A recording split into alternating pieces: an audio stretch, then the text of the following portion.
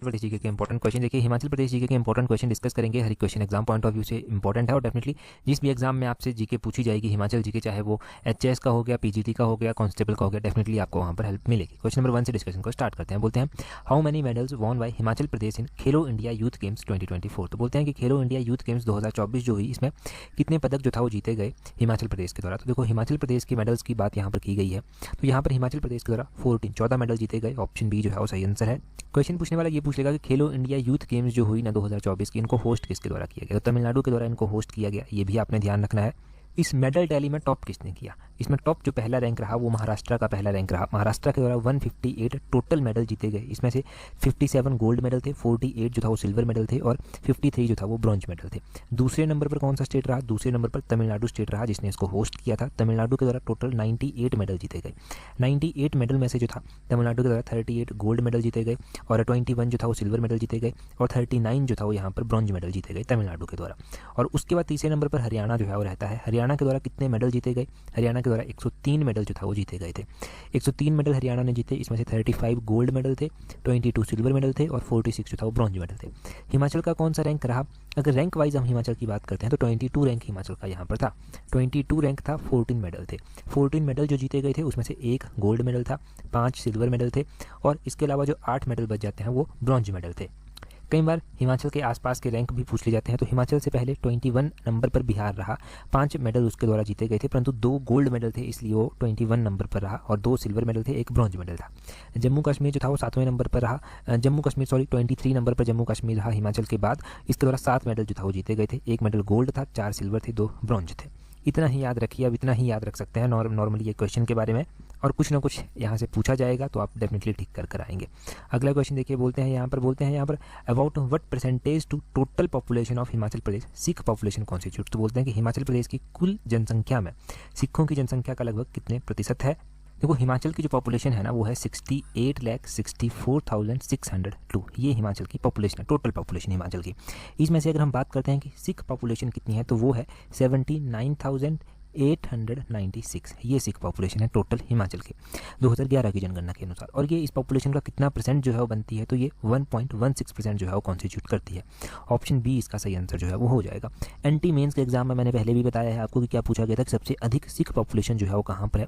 सबसे अधिक सिख पॉपुलेशन जो है वो हिमाचल प्रदेश में जो है वो ऊना डिस्ट्रिक्ट में है। ऊना की जो सिख पॉपुलेशन है वो है 26,009। ये 26,009 जो है वो यहाँ की सिख पॉपुलेशन है। सबसे कम कहाँ पर है, लाहौल स्पीति में सबसे कम है। लाहौल स्पीति में सिर्फ 35 ही जो है वो सिख पॉपुलेशन देखने को मिलती है। हमीरपुर के बाद दूसरा नंबर जो है वो किसका आता है। देखो हमीरपुर के बाद अगर हम दूसरे नंबर की बात करते हैं तो सिख पॉपुलेशन में दूसरा नंबर सिरमौर का आता है। सिरमौर में सिख पॉपुलेशन कितनी है, 15,501 जो है वो सिरमौर की सिख पॉपुलेशन है, ये ध्यान रखना है। और सिरमौर के बाद तीसरा नंबर किसका आता है, सिरमौर के बाद तीसरा नंबर सोलन का आता है। यहाँ की सिख पॉपुलेशन 13,926 थी, ये आपने ध्यान रखना है। अगर हम 2001 से लेकर 2011 के बीच में देखेंगे, 2011 के बीच में कि कितना इंक्रीज जो है वो हुआ है, कितनी ग्रोथ रेट जो है वो सिख पॉपुलेशन में रही है, तो ये माइनस में रही है, -2.73%। ये आपने ध्यान रखना है। ऐसा ही क्वेश्चन अभी पीजीटी के एग्जाम में पूछा गया था कि 2001 से 2011 के बीच में जो हाईएस्ट हमें किसी भी रिलीजन की पॉपुलेशन में ग्रोथ देखने मिला वो कौन सा है, तो वो क्रिश्चियन थे। क्रिश्चियन की जो हमें पॉपुलेशन में ग्रोथ रेट देखने को मिला था वो 49.69% देखने को मिला था 2001 से 2011 के बीच में। क्रिश्चियन पॉपुलेशन का मैं थोड़ा सा बता देता हूँ आपको, थोड़ा सा। क्रिश्चियन पॉपुलेशन जो सबसे ज़्यादा क्रिश्चियन पॉपुलेशन है हिमाचल प्रदेश में कौन से डिस्ट्रिक्ट में है, सबसे ज़्यादा क्रिश्चियन पॉपुलेशन डिस्ट्रिक्ट कांगड़ा में जो है वो है। और सबसे कम क्रिश्चियन पॉपुलेशन जो है वो कहाँ पर है, सबसे कम क्रिश्चियन पॉपुलेशन जो है वो लाहौल स्पीति में जो है वो है। ये इतना सा डाटा ध्यान रखिए, बाकी स्पेसिफिक जब भी क्रिश्चियन पॉपुलेशन की बात होगी तो एक एक पॉइंट नोट करेंगे। अभी मैंने सिख पॉपुलेशन मोस्टली आपको इसलिए बताया, एग्जैक्टली इसलिए बताया क्योंकि इतना ही एक बार में याद रख पाएंगे, नहीं तो फिर हौच पौच काम हो जाता है, बहुत ज़्यादा कन्फ्यूजन हो जाएगा। एक एक करके स्टेप बाय स्टेप चलेंगे, जैसे पहले चलते आए हैं, तो चीज़ें याद भी रहेंगी और भूलेंगी भी नहीं और आपके नोट्स भी बन जाएंगे। आगे देखिए, बोलते हैं अंडर मुख्यमंत्री सगुन योजना how much marriage grant provided. हज़ारों बार हमने ये पढ़ा है, गिरिराज पत्रिका में, इससे पहले मिशन एलाइट में भी पढ़ा है कि मुख्यमंत्री सगुन योजना के तहत विवाह अनुदान जो दिया जाता है वो 31,000 रुपया दिया जाता है। ऑप्शन बी सही आंसर। अभी सगुन योजना के बारे में पीजीटी में पूछा गया था, तब मैंने फिर से ये क्वेश्चन डिस्कस किया। अगला यहाँ पर देखिए कि स्कीम सगुन योजना स्कीम इंप्लीमेंट कब की गई थी। ये 1 अप्रैल 2021 को जो था वो इंप्लीमेंट की गई थी। अब तो ये क्वेश्चन पीजीटी के 2 एग्जाम में ऑलरेडी पूछा जा चुका है। इस स्कीम में 31,000 रुपया जो है फाइनेंशियल असिस्टेंस जो है वो दी जाती है। किनको, जो लड़कियाँ बीपीएल फैमिली से बिलोंग करती हैं स्पेसिफिक रूप से, उनको दी जाती है। और ये अमाउंट जो है वो तब भी एडमिसिबल होता है अगर कोई लड़का लड़की के साथ शादी करता है जो अदर स्टेट की है तब भी ये एडमिसिबल जो है वो होता है। कुछ एक योजनाएं ऐसी भी हैं जिनका फ़ायदा नहीं मिलता इंटर स्टेट में, अगर किसी और स्टेट में आप शादी कर लेते हैं कुछ इस तरह से नहीं फ़ायदा मिलता, परंतु इस योजना में ये फ़ायदा मिलता है। तो ये स्टेटमेंट में क्वेश्चन बन सकता है, this grant is also admissible if the boy marrying the girl belong to other state. ये आपने ध्यान रखना है। अगला क्वेश्चन देखते हैं हमारे पास क्या पूछा गया है नेक्स्ट क्वेश्चन में। नेक्स्ट क्वेश्चन में पूछा गया है which of the following is the correct density of population per square kilometre in Hamirpur district of Himachal Pradesh as per 1991 census. अभी हम ट्रेडिशनल 2011 का सेंसस डिस्कस नहीं कर रहे, हम यहाँ पर 1991 का सेंसस पूछ रहे हैं कि हमीरपुर की डेंसिटी कितनी थी। तो उसमें हमीरपुर की डेंसिटी थी 330, ऑप्शन डी सही आंसर। एक डाटा डिस्कस करेंगे, वहाँ से काफ़ी कॉन्सेप्ट क्लियर होंगे अभी आपके।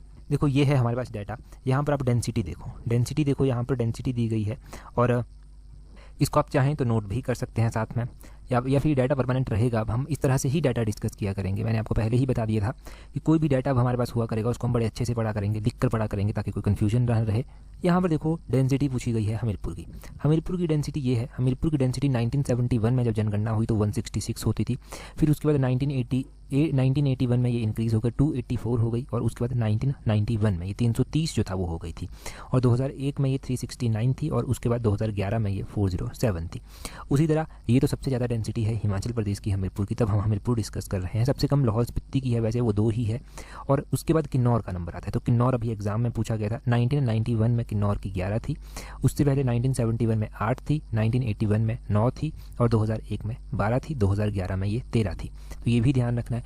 अब ओवरऑल हिमाचल की ही एग्जामिनर पूछ लेगा, कुछ नहीं करेगा, ओवरऑल हिमाचल की पूछ लेगा। हिमाचल की जो है वो 1971 में 62 थी, 1981 में 77 थी, 1991 में 93 थी और 2001 में ये 109 थी और अभी 2001 की जो जनगणना हुई है उसके अकॉर्डिंग 123 है। 123 का डाटा तो आपको कभी भूल ही नहीं सकता। यहाँ से हम अभी ये स्पेसिफिक ही डिस्कस करेंगे, जब किसी और डिस्ट्रिक्ट की बात होगी तब हम कोई और डिस्ट्रिक्ट डिस्कस कवर करेंगे और इस तरह से ही चार्ट के माध्यम से इस तरह से ही पूरा लिख के जो है वो डाटा कवर किया जाएगा। नेक्स्ट क्वेश्चन देखते हैं हमारे पास क्या पूछा गया है नेक्स्ट क्वेश्चन में पूछा गया है यहाँ पर which following district of Himachal Pradesh had the high percentage of urban literacy rate as per 2011 census. जनगणना 2011 के अनुसार हिमाचल प्रदेश के किस जिले का जो अर्बन साक्षरता दर था वो सबसे अधिक था, सबसे उच्च था। अर्बन इनके जो शहरी जो साक्षरता दर था वो सबसे अधिक कहाँ का था, तो 4 ऑप्शन सबसे अधिक था, ऑप्शन डी सही आंसर है। हम लिटरेसी रेट की अक्सर बात करते हैं कि हिमाचल का लिटरेसी रेट 82.80% है, 2.80% है, जिसमें हम मेल लिटरेसी रेट जो है वो पढ़ते हैं 89.53% और फीमेल लिटरेसी रेट हम पढ़ते हैं 75.93%।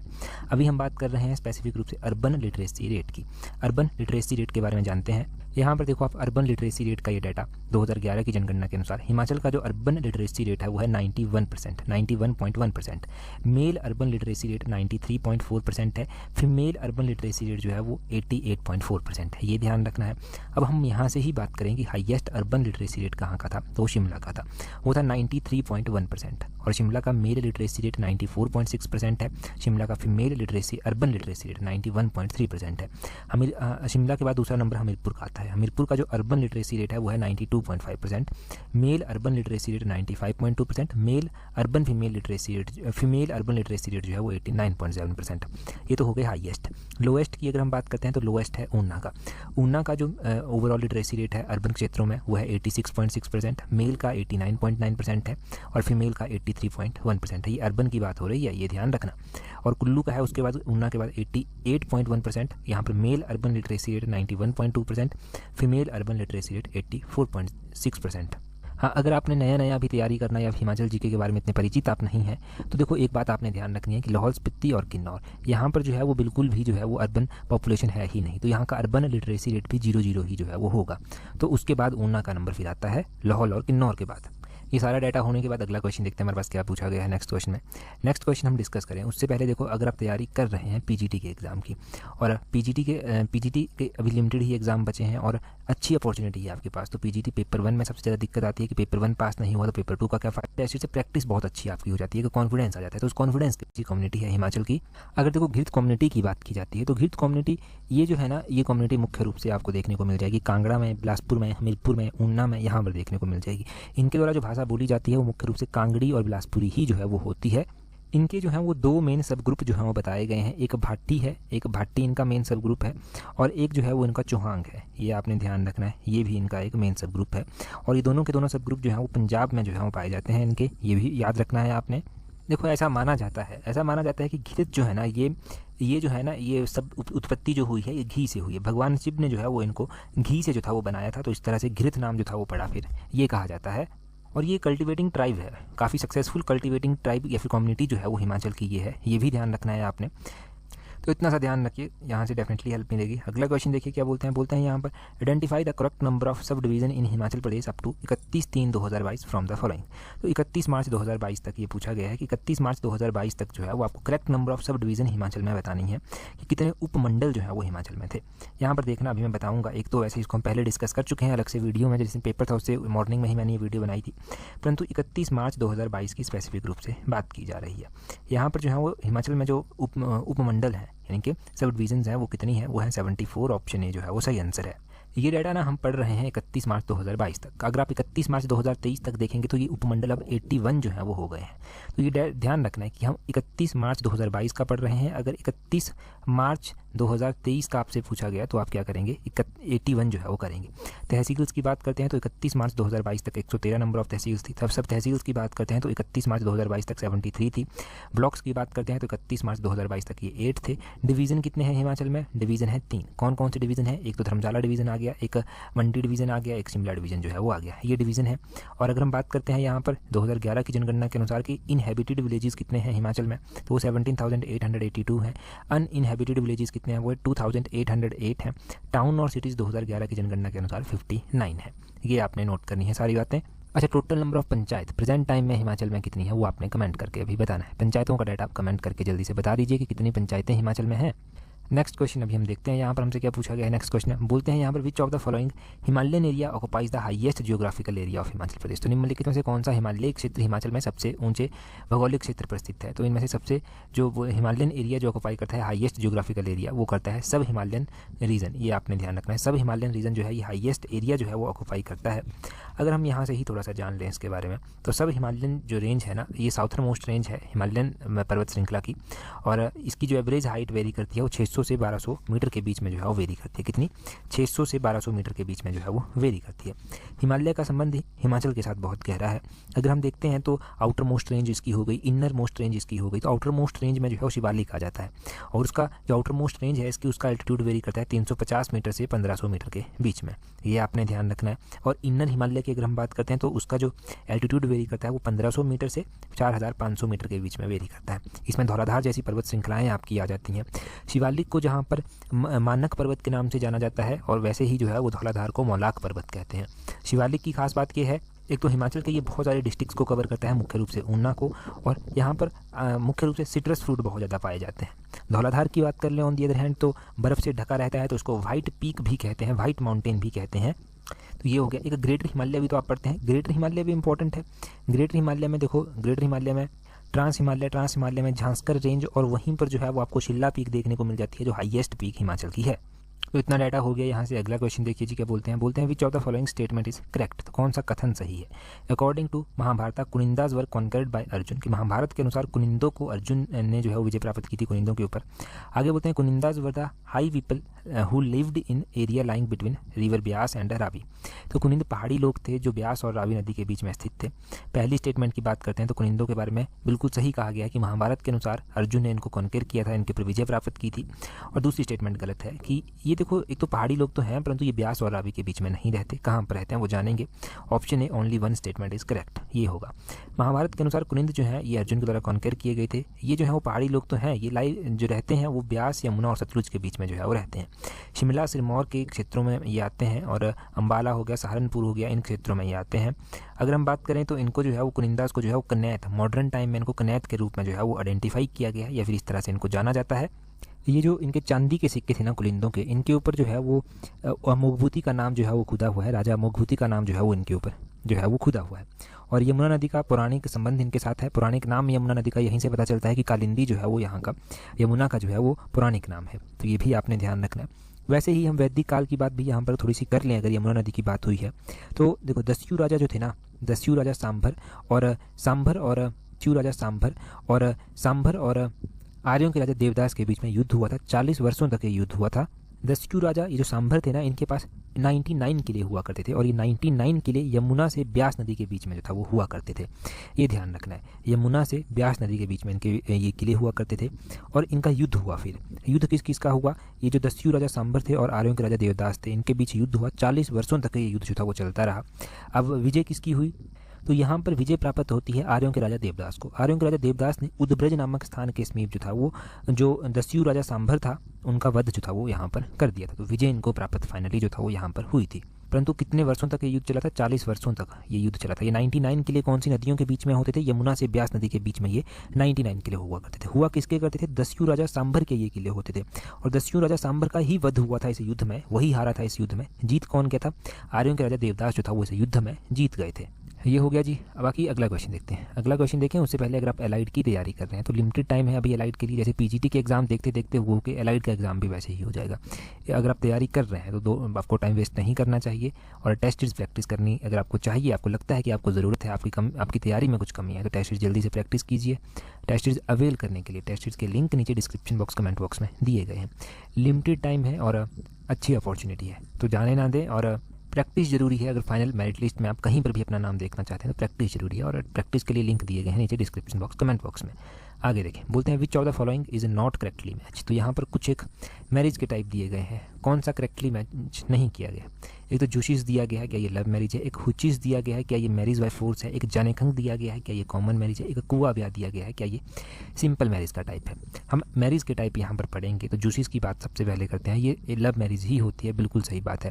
किन्नर्स के बीच में ये होती है, किन्नौरा जो कम्युनिटी ट्राइब है उसके बीच में ये होती है। हुचिस की बात करें तो ये मैरिज बाय फोर्स होती है, ज़बरदस्ती यानी कि फोर्सफुली की जाने वाली शादी है और ये भी जो है वो किन्नर्स किन्नौरास के बीच में ही होती है। जानेखंग की बात करते हैं तो बहुत बार हमने पढ़ा है जानेखंग, ये एक कॉमन मैरिज का टाइप है, बिल्कुल सही बात है। किन्नौरास के बीच में, किन्नर्स के बीच में ही ये मैरिज का टाइप है, कॉमन मैरिज का टाइप है। और कुआ ब्याह जो है ये स्वांगलास के बीच में मैरिज का टाइप है, परंतु सिंपल मैरिज का प्रकार ये नहीं होता।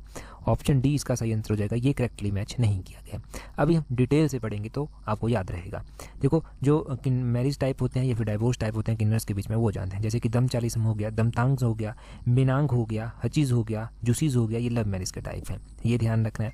और यहाँ पर आपने ध्यान रखना है दरोस हो गया, दुबर हो गया, न्यामसा लेमो हो गया, न्यामसा दिबांग हो गया, आशीष हो गया, हुचीज़ हो गया, ये मैरिज बाय फोर्स है।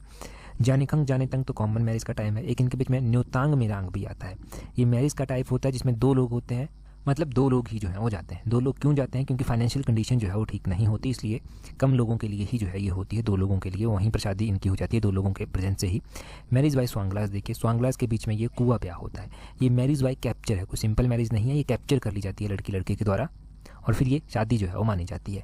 उसी तरह रुस्ताते ब्याह होता है, ये अलॉटमेंट है, भगाकर की जाने वाली शादी है। यहाँ पर लड़की और लड़का एक दूसरे से प्यार करते हैं और फिर शादी कर लेते हैं, तो ये रुस्ताते ब्याह इस तरह की मैरिज आ जाती है। एक मजमी ब्याह भी जो है वो आता है। मजमी ब्याह क्या होता है, लड़का अपनी सिस्टर को भेजता है। सिस्टर को क्यों भेजता है, ताकि वो लड़की को ला कर जाए, लड़की को जो है वो ले आए। लड़की को लाने के लिए इसलिए भेजा जाता है क्योंकि वो शादी का खर्चा नहीं उठा सकता, इसलिए वो अपनी सिस्टर को जो है वो भेजता है, तो उसको मजमी ब्याह जो है वो कहते हैं। स्वांगलास के बीच में ये मैरिज के टाइप है। अभी देखो एग्जाम में बहुत बार ये क्वेश्चन पूछा गया प्राइनो के बारे में। प्राइनो जो है वो क्या है, प्राइनो मैरिज का टाइप है। कौन सी कम्युनिटी ट्राइब के बीच में ये मैरिज का टाइप है, ये आप कमेंट करके बताएंगे। और किस तरह की मैरिज है ये भी आप कमेंट करके जो है वो जल्दी से बताएंगे। ये रिवीजन होगा आपका, हमने पहले बहुत बार प्राइनो के बारे में पढ़ा है। क्वेश्चन देखें जी, क्वेश्चन में क्या बोलते हैं, यहाँ पर बोलते हैं in which district of Himachal Pradesh is Dhar Verkot. Dhar Verkot Himachal के किस जिले में जो है वो स्थित है। 4 ऑप्शंस आपके पास दिए गए हैं, इस धार वेरकोट का आप कमेंट करके बताइए जल्दी से कि कौन से डिस्ट्रिक्ट में ये जो है वो स्थित है। लास्ट टाइम हमने मिशन एलाइड में ही ये क्वेश्चन जो था वो पढ़ा था और बड़े अच्छे से हमने ये पढ़ा था। अभी आप कमेंट करके बताएंगे।